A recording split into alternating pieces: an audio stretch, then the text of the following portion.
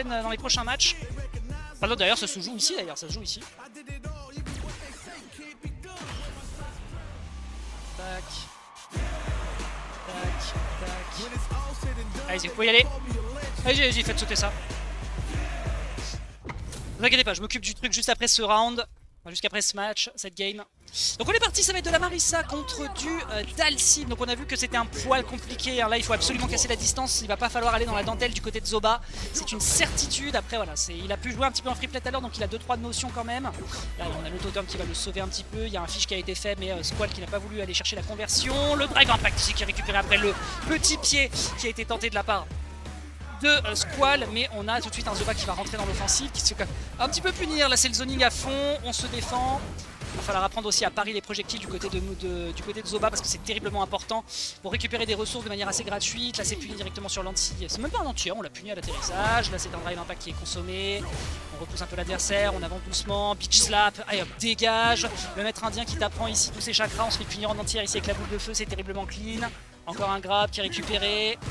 Franchement, voir un vieux barbu en train de taper comme ça un colosse de 130 kg de muscle, c'est vraiment assez stylé. Ah et là c'est terminé, hein, c'est terminé, le pitch lap ici qui va faire la différence. Et on part sur le round numéro 2 avec un Squall qui pour l'instant a un contrôle au niveau du perso qui est juste super Hop, là, tout de suite on a voulu courir le sol et ensuite l'air à l'atterrissage, c'est propre. Le totem on n'a pas eu le temps de trouver le punish. Je pense que c'est punissable ce move, je pense pas qu'il ait des conversions qui soient directement dessus. Ah, petit coup de poing, ça fiche, ça fait un petit peu de dégâts, mais c'est pas la même chose que ce que Moki propose en termes de pressure, ce qui fait que Squall est un peu plus à l'aise. On se baisse tout de suite pour éviter le point à l'atterrissage. On prendra malheureusement pas de wall splat. L'atterrissage ici qui peut pas encore être puni. Je me demande si l'overhead qui est directement récupéré derrière, c'est assez chaud à récupérer, mais. Pour l'instant, jeu de zoning, Dhalsim évidemment qui est Dhalsim, qui fait ses Dhalsim ways. Oh, on parie, ok, ouais. En même temps, tu me dis, oui, il peut parier. Hein. Il peut parier. L'adversaire ne va pas pouvoir le récupérer outre mesure. Donc forcément, tu peux parier le jeu de zoning ici. Et derrière, c'est récupéré avec une ouverture de score qui va. Alors attendez avant de lancer, juste que je change ma régie. Zoba, Squall, c'est bon. OR, c'est bon.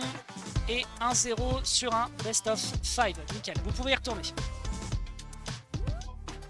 Hop, allez. 1-0 donc en faveur de Squall pour le moment. Avec son perso qui pour l'instant est assez compliqué à gérer hein, pour les joueurs qui sont pas habitués sur le zoning. Là des bons dégâts qui sont pris, on fonce vers l'adversaire, on a tenté l'overhead si jamais Zoba voulait foncer dans le tas, mais Zoba ne tombe pas dans le piège et voilà, c'est récupéré. Ça attention, ça peut être de la prise d'infos importante à garder pour la suite. Zoba qui arrive à punir le TP de son adversaire. Pressure qui est proposé là-dessus, sur le bas petit, je sais pas si c'est le moyen ou le bas petit point, j'ai pas encore toutes les infos sur les personnages. Le drive impact encore une fois qui est fait pour contrer ici directement le hit là-dessus sur l'adversaire, c'est terriblement clean, mais il était dans les airs de par sa méditation, donc forcément on n'arrivera pas à récupérer un punish counter. Voilà, un petit peu de zoning, belle prudence encore une fois, beaucoup trop loin le drive impact malheureusement. Pas trop de risque, la boule de feu ici qui va punir sur une garde basse me semble-t-il, à moins qu'il était en train de faire des footsies.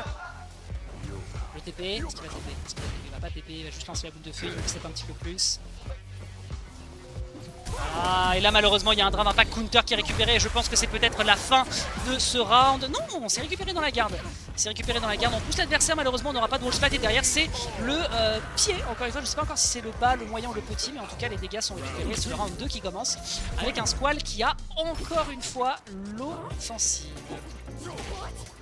De pressure en corner là, il va falloir aller briller. On a vu tout à l'heure un Kemoki, il punissait ça, hein, tout de suite il fonçait dans les airs et il arrivait à choper des situations de punition. Voilà, malheureusement c'est pas récupéré ici, il y a l'overhead qui est récupéré à l'atterrissage, c'est terriblement clean.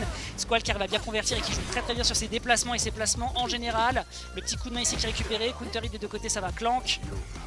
Ah, il ne peut pas punir ça, il est trop loin, il va pas punir ça, il est trop loin, il met pas assez de pressure par rapport à ce que Moki propose, il va falloir en prendre de la graine. En ici on punit, mais le TP ici qui arrive à lui sauver les miches, directement qui est récupéré. Voilà, c'est le début des combos, là on peut briller potentiellement, c'est fait. On prend beaucoup de dégâts contre l'adversaire, il faut absolument récupérer ce round si on veut pas se manger un 2-0 sévère.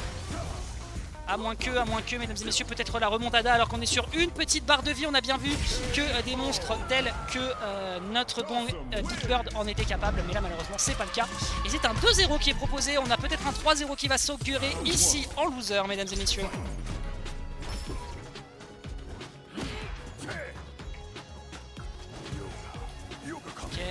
Ok.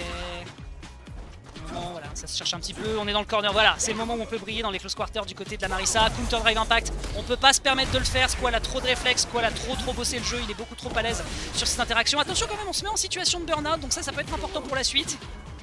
Hop là, drive impact qui est récupéré, c'est le moment de briller, c'est le moment de sortir ses meilleurs combos. Bam, directement en prise dans le corner. Il aurait pu aller chercher potentiellement ici un drive impact puisque ça permet d'aller punir directement pour aller chercher directement ensuite une punish puisqu'il n'y a pas de drive impact dans ce type de situation de par le burn-out. C'est peut-être le moment de le faire mon bon Zoba. Et voilà, là c'est un knockout ou un punish counter qui est récupéré. C'est peut-être l'occasion de récupérer ce round. Potentiellement, non, on récupère ses ressources et c'est récupéré derrière directement sur l'overhead après le coup dans le saut. C'est peut-être l'occasion pour Zoba d'aller chercher sa première game sur ce BO5. Ah, malheureusement 2 hits et ça permet d'aller chercher le drive impact derrière. Vraiment très très propre hein, ici à chaque fois ce que nous fait Squall. Vraiment bravo, on n'a pas l'occasion de punir ce qui est assez dommage.